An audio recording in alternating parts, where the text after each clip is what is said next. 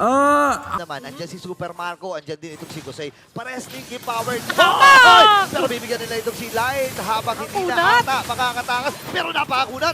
The Guardian. Sa present, the vision is there at may isang mahuhuli. Okay, nagamit yung Purify ni Dew dito. Habulin siya. Ng mga kubunan dito ng RC Philippines. Tapos sa Liban naman. Ako nagamit na rin yung kanyang passive. Si Light. At si Light versus 3. Grabe na.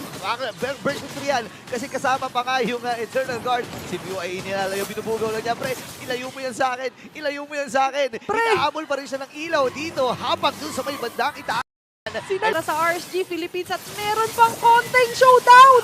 Aray ko. Makakate. Hindi lang inabutan ng Blazing Duet mula kay Kusei. Tatahimik muna sila.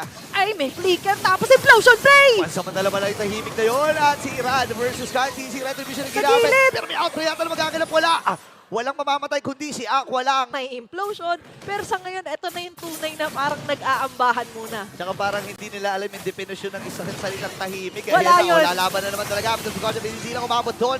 Sapat yung burst damage. Huli! Kaya lang nahuli ang RSG Philippines. Atras muna sila. Resignation from Aqua. Pero ang napuruhan nila ay walang iba kundi si Libor. At siya lang ang mamamatay.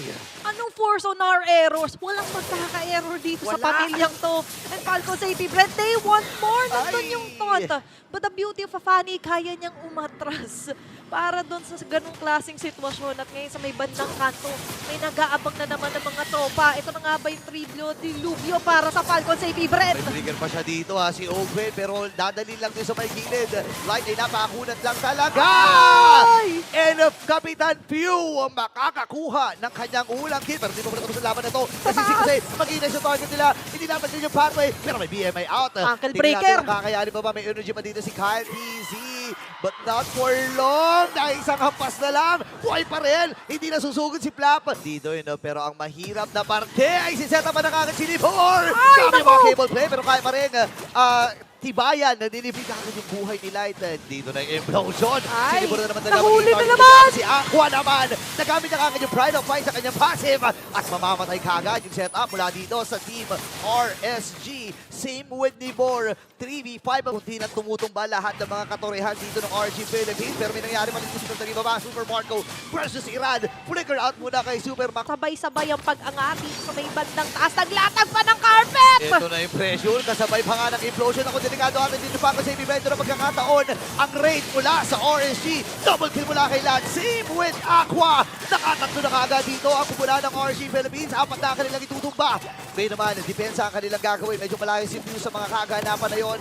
Magiging matagumpay ito. Tori lang sa may bandang itaas ang naging casualty. Pero hindi pa natatapos. Irad, papasok din ata. May pokes din. Tama na, sabi nila, okay na. Okay Nakaabante tayo ng konti.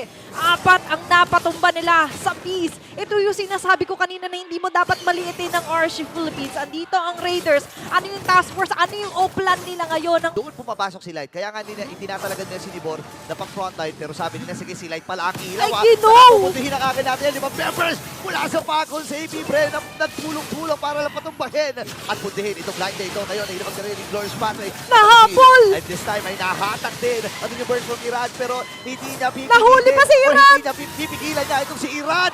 At si PY King. May idea na si Light. Namalit ang buhay. Palon! Siya nagamit na habang in-encounter engagement. And implosion sa tatlo mula kay Ogwe. Ganyan mamamatay siya. Nagamit na rin dito yung Eternal Guard mula kay Pew. Dalawa tutumba mula sa F-Cap. At ngayon, ang Raiders ay kompleto pa. May pagkakataon silang sumuro dito sa may bandang gitna. Puro na. Aabante ang iba sa mga miyembro habang si Iran ay medyo may iwan.